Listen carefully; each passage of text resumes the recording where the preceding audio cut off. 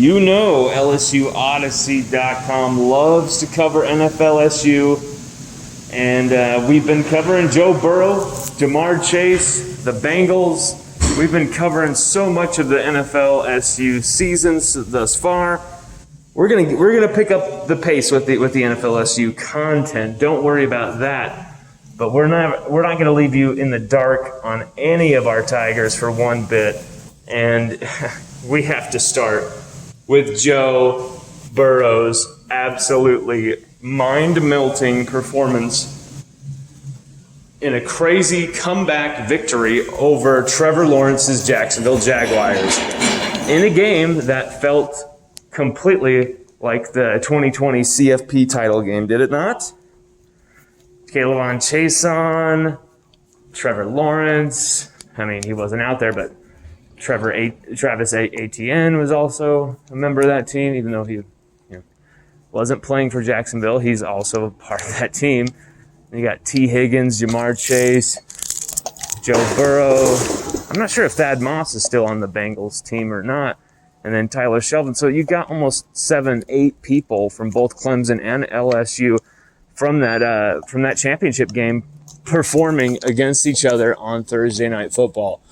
And it was a wild game because Jacksonville came out to a 14-0 lead. Trevor Lawrence got his first rushing touchdown. They were looking good. Early on, the game was marred for me and a lot of LSU Tigers fans. Even though Joe started the game off strong with a bunch of throws, was looking great, the game was marred for me early because of a big injury to DJ Chark. Jacksonville wide receiver, Pro Bowler as well, absolute freak, mayhem of mischief up in the air.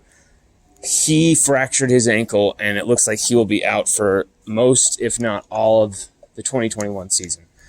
Huge hit to both Jacksonville and, LSU's legacy of NFL LSU Tigers. DJ Chark had a wonderful week 1, and then it seemed like his targets were limited by Urban Meyer for the next few games. He still was productive. Why the hell you have that guy on a special teams play, I think a punt, you have him as a gunner on a punt, I have no clue. I do not understand why they put him out there for that punt return. Absolutely insane. And now one of Trevor Lawrence's biggest weapons is out for the year. Very stupid decision by Urban Meyer. He's made a lot of them. But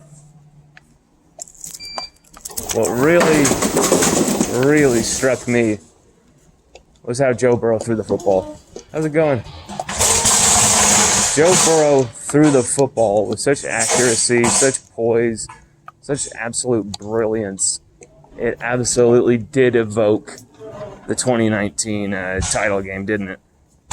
He was just perfection out there. I think it was 348, 3 touchdowns. Didn't find Jamar Chase for his 5th, but Jamar Chase ended up catching over 70 yards.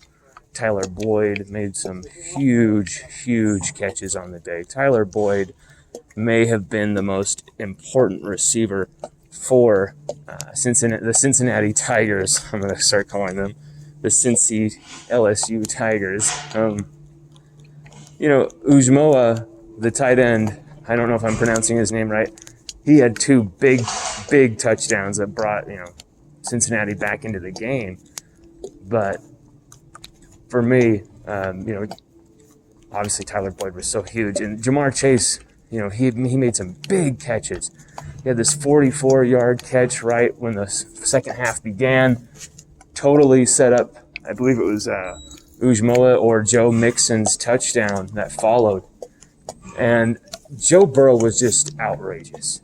I mean, if you thought this guy was hype, if you thought this guy wasn't the real deal, for any of the doubts, for any of the questions, just shut up. And just shut up and watch him play. Okay? He's only been sacked once in the last 2 games, and you're going to try and tell me that picking an offensive lineman was a bad move? Not picking an offensive lineman was a bad move? Well, bad move because look at the time, look at the space that Jamar Chase and these receivers are actually affording Joe. It has an effect. Joe Burrow, he's the MVP. If he's not the front runner, he's the second runner. There's been some high performing NFL quarterbacks, NFL players already into the season. But Joe Burrow, you've got to put him at least near the top of the list. What an unbelievable last-second field goal victory for Cincinnati. 3-1 start to the season. You feel like there's a lot of momentum. You feel like there's a lot of buzz. You can't stop the feeling.